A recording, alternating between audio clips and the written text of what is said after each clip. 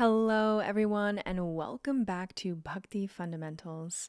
Today, we're going to talk about something extremely encouraging on the path of Bhakti Yoga, and that is that there are actually no obstacles in spiritual life except the ones that we place there ourselves.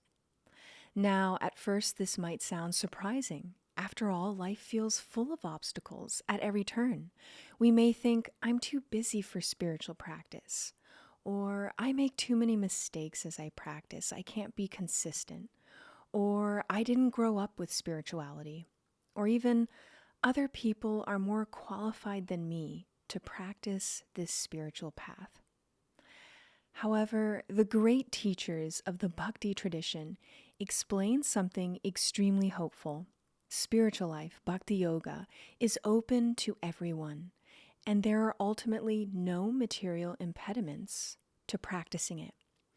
No matter our country of origin, no matter our background, no matter our past mistakes, and no matter our current situation, every one of us has the ability to reconnect with Kṛṣṇa, the Supreme, through Bhakti Yoga. Our ability to practice spiritual life is not blocked by external or material qualifications like appearance, wealth, education, social status, nationality, or even past failures. Any obstacles we encounter are usually internal, our own hesitation, our doubts, or unwillingness to sincerely try the process that Kṛṣṇa so kindly gives us. And this is important to understand because Bhakti Yoga is not based on material qualification. It is based on sincerity and willingness to try it out.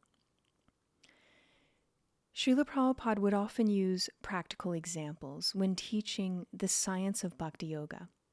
In one class, he said, just like in ordinary life also, if you are determined to become a medical man, you can become. There is no impediment.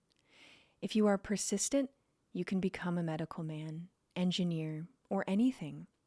Similarly, if you want to become Sura, a saintly person or devotee, there is no impediment. There is no obstacle. You can become. Simply, you have to know what sort of life we should accept, pravritti. This is called pravritti. And what sort of life we should reject. This is required. So just as anyone can become a doctor, an engineer, a musician, or an artist, etc., by qualifying themselves for a certain occupation with the appropriate training and education, similarly, anyone can advance spiritually with proper practice and spiritual education. We simply have to learn the process of spiritual advancement and sincerely apply it in our lives. Sometimes people think spiritual life is only for extraordinarily pure people, monks living in caves, or people born in spiritual families. But a study of the Bhagavad-gītā destroys these misconceptions. In the Gita, Kṛṣṇa, the Supreme, does not ask us to become artificially perfect before approaching him. Rather, he gives us a practical process by which we can become purified.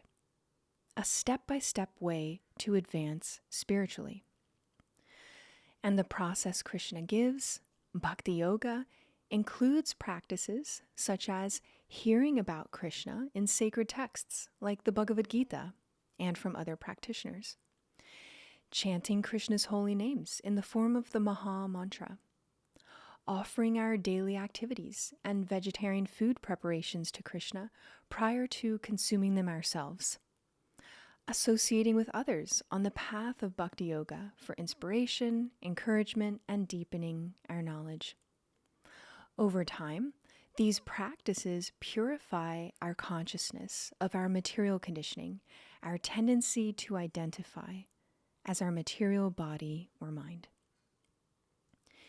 These spiritual practices are meant for each and every one of us.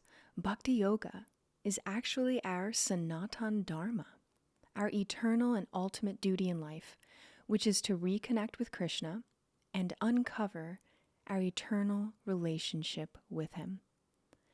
In the Bhagavad-gītā, chapter 18, verse 66, Kṛṣṇa says, Sarva dharman parityajya mamekam sharanam vraja. Abandon all varieties of dharma and simply surrender unto me. In other words, beyond all of our temporary material identities and duties connected to our material body, our ultimate dharma, our eternal duty, is to lovingly serve Kṛṣṇa through devotional service or bhakti. In the Bhagavad-gītā, chapter 9, verse 34, and many other places throughout the text of the Gita, Kṛṣṇa directly advocates Bhakti Yoga when he says, "Engage your mind always in thinking of me, become my devotee, offer obeisances unto me and worship me. Being completely absorbed in me, surely you will come to me." These instructions from the Gita are universal, meant for every one of us. And by sincerely following them, Kṛṣṇa promises that we can ultimately return to him and reawaken our eternal relationship with him. Bhakti Yoga is not about where we started. It is about the spiritual direction we are choosing to move in now. So let's reflect the next time we feel that we don't have time for Bhakti Yoga, for spiritual life.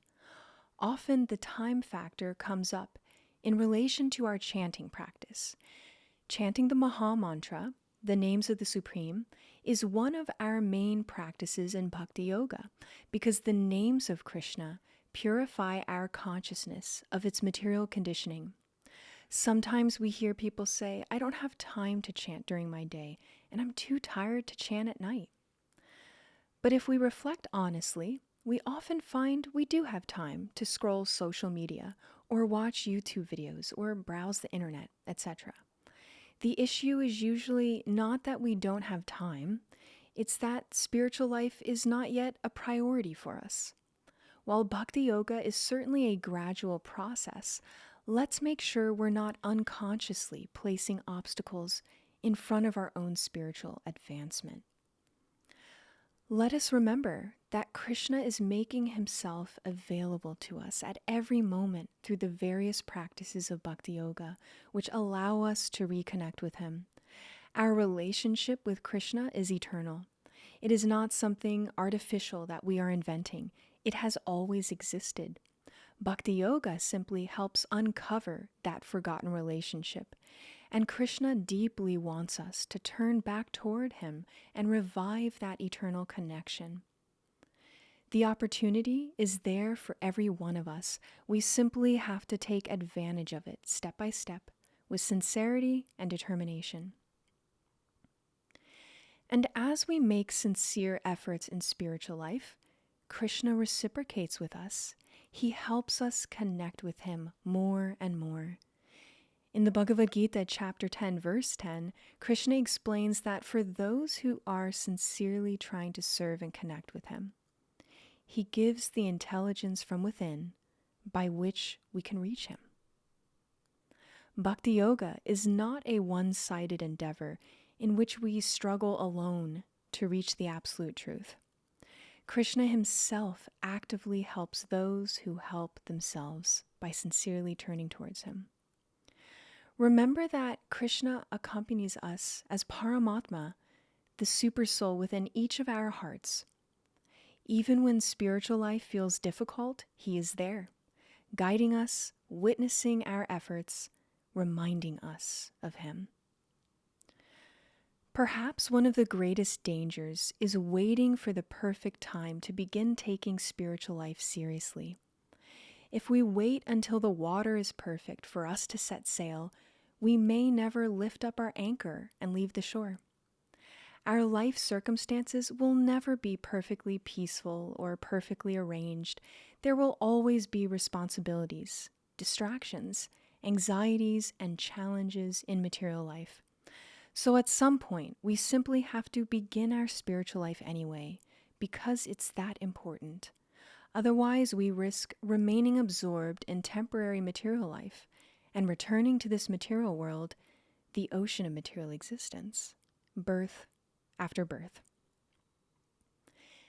And this brings us to some important questions we can honestly reflect on: what are we finding time for in our lives? What are we prioritizing over Kṛṣṇa and our relationship with him? What habits, distractions, entertainments, or material concerns are impeding our spiritual growth right now? And after we answer these, little by little, we can begin making course adjustments for our spiritual advancement. This is not unlike when we drive a car. When driving, we constantly make small adjustments to keep ourselves safely on the road and moving toward our destination. If we drift slightly off course, we gently correct the steering wheel and continue forward. Bhakti Yoga is not about artificial overnight perfection. It is about regular course adjustments as we navigate the path of spiritual life step by step, gradually removing the obstacles that we consciously or unconsciously place in our own path. And the beautiful thing is that Kṛṣṇa notices even small, sincere efforts. Every genuine attempt to turn toward him has immense spiritual value. One sincere step toward Kṛṣṇa invites countless steps from him toward us. So that's all we have for today on the topic of no material impediments on this beautiful path of Bhakti Yoga. Please let us know your thoughts and any questions you have that we might answer in a follow-up session.